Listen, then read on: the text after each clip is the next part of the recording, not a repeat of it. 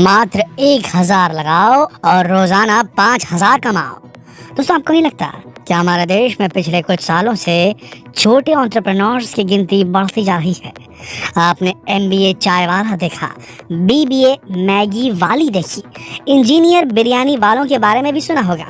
इनके business names के आगे लगे इनके क्वालिफिकेशन के टैग से ये साफ हो जाता है कि जब इन्हें वहाँ कुछ समझ में नहीं आया या फिर यूं कहें कि उन्हें नौकरी नहीं मिली, तो इन्होंने अपने करियर को अलग मोड़ दे दिया। कईयों ने नौकरी की किचकट से तंग आकर घर बैठे ही शुरू कर दिया ऐसा बिजनेस जिनसे होने लगी लाखों रुपए महीने की कमाई। तो किसी ने कम लागत के साथ सड़क पर चंद घंटों में कमा लिए हजारों रुपए। तो दोस्तों, आज के हमारे इस वीडियो में हम बात करेंगे आपको मोटिवेट करने वाले कुछ ऐसे बिजनेस आइडियाज के बारे में। साथ ही जानेंगे कि क्या है इंडिया के इस अनऑर्गेनाइज्ड सेक्टर की असली कमाई और असली सच्चाई। तो चलिए शुरू करते हैं हमारा आज का वीडियो, जिसमें हम देखेंगे कि एक डॉक्टर से कैसे ज्यादा कमाता है एक नॉर्मल मोमोज बेचने वाला, एक एग रोल बेचने वाला, एक कटलेट बेचने वाला, एक बर्गर बेचने वाला। आइए जानते हैं। दोस्तों, आपने प्रफुल्ल बिल्लौरी का नाम तो सुना ही होगा, अगर नहीं तो इस एमबीए चाय वाले को तो आप जानते ही होंगे। 25 साल के इस नौजवान के चाय का धंधा इतना चला कि टर्नओवर करोड़ों का हो गया। 20 साल की उम्र में एमबीए की तैयारी करने घर से निकले प्रफुल्ल बिल्लौर को भी पता नहीं था कि वो एमबीए की डिग्री लेकर चाय बेचने लग जाएंगे। इंदौर से अहमदाबाद पहुंचे प्रफुल्ल का सपना तो वैसे आईआईएम में एडमिशन पाना और शानदार पैकेज पर जॉब हासिल करना था, लेकिन जब एमबीए में सफलता नहीं मिली तो प्रफुल्ल ने चाय का ठेला लगाने का सोचा और नाम रखा एमबीए चाय वाला, जो आज यंगस्टर्स के बीच में ब्रांड बन चुका है। एक ठेले से शुरू हुआ ये बिजनेस 100 शहरों तक फैल चुका है और अब 200 शहरों तक इसे फैलाने की तैयारी है और इसके लिए 500 लोगों को नौकरी देने की भी तैयारी है। खैर, ये किस्मत की बात है। दोस्तों, centre for monitoring Indian economy के आंकड़े बताते हैं कि नवंबर के महीने में देश में बेरोजगारी 8% रही। अब देश में नौकरी को लेकर कितनी मारामारी है ये तो आपसे भी छिपी नहीं है। लोग एमएनसी में नौकरी पाने के लिए या फिर सरकारी नौकरी के चक्कर में देखिए पढ़ाई में कितना वक्त लगा देते हैं।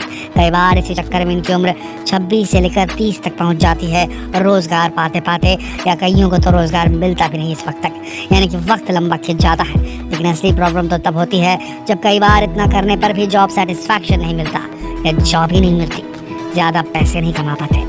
लेकिन दोस्तों, अब हमारा भारत बदल रहा है। भारत में कुछ और ही चलन देखने को मिल रहा है।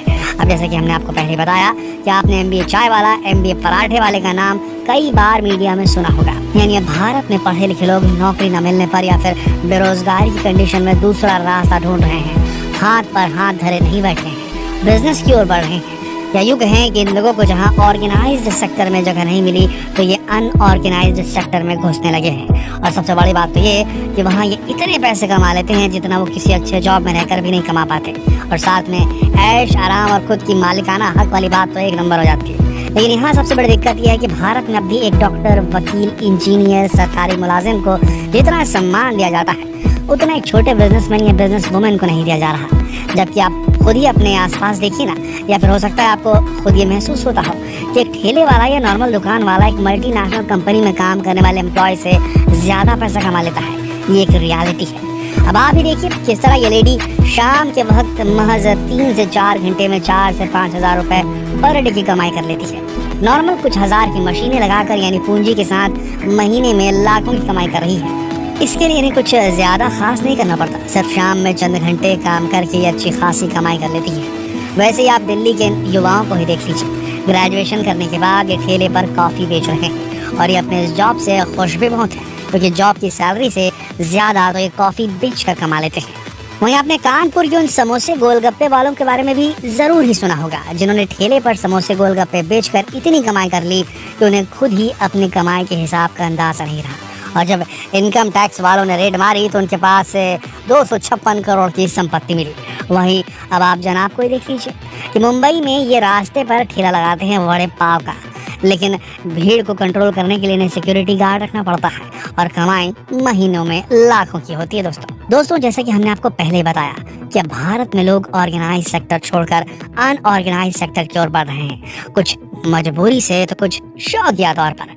आपको बता दें कि इंडिया में ये अनऑर्गेनाइज सेक्टर का कंट्रीब्यूशन 50% का है और यहाँ इसी पैसे को देखकर ज़्यादातर लोग गांव के इलाकों से शहर आते हैं और फिर ठेले वाले बनकर अपनी कमाई करते हैं। हालांकि पहले ये काम वो लोग करते थे जो ऑर्गेनाइज सेक्टर में जाने के लिए एलिजिबल नहीं होते थे, लेकिन अब तो आपने देखा कि कैसे एलिजिबल लोग भी इसमें एंट्री कर रहे हैं। अब आपको बता दें कि इंडिया में 50% अनऑर्गेनाइज्ड वर्कफोर्स एग्रीकल्चर में इन्वॉल्व है और बाकी के 50% लोग नॉन एग्रीकल्चरल सेक्टर में काम कर रहे हैं। इस नॉन एग्रीकल्चरल सेक्टर में भी करीब 50% वर्कफोर्स शहरों में काम करता है।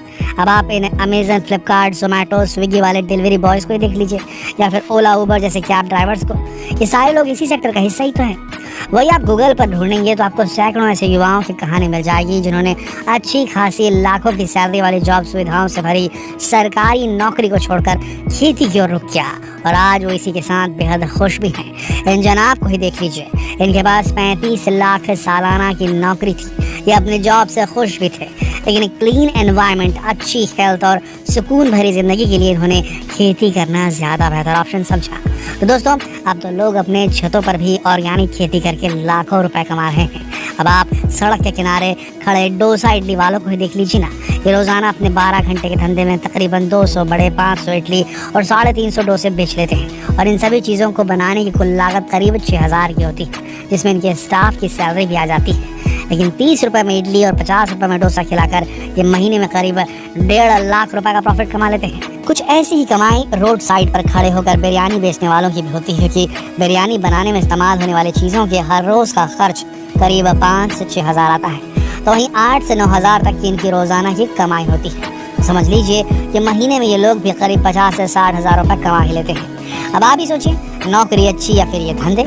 वैसे शायद ये आप भी जानते होंगे कि अब भारत सरकार भी छोटे बिजनेसेस को बढ़ाने का मौका दे रही है। उन्हें एक सक्सेसफुल एंटरप्रेन्योर बनाने के लिए भी ट्रेनिंग दी जा रही है और पूंजी भी दी जा रही है। वेल, अब ये आपको सोचना है कि आपके लिए बेहतर ऑप्शन क्या है।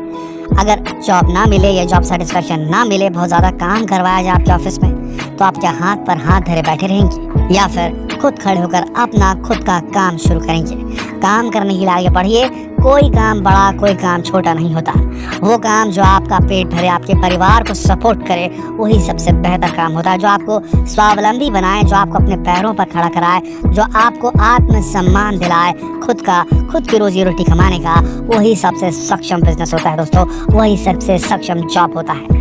ये जॉब के चक्कर, नौकरी के नौकर बनने के चक्कर में छोड़िए, खुद मालिक बनिए और अपनी किस्मत खुद बनाइए। बहुत ज़रूरी है ये वीडियो, इसे शेयर करें फेसबुक पर, व्हाट्सएप पर, यूट्यूब पर, ताकि ये कहानियाँ लोगों तक पहुँचे और लोग खुद इंस्पायर हों अपनी रोजी रोटी कमाई करने के लिए। इस वीडियो के अंत तक बने रहने के लिए आप सबका दिल से धन्यवाद।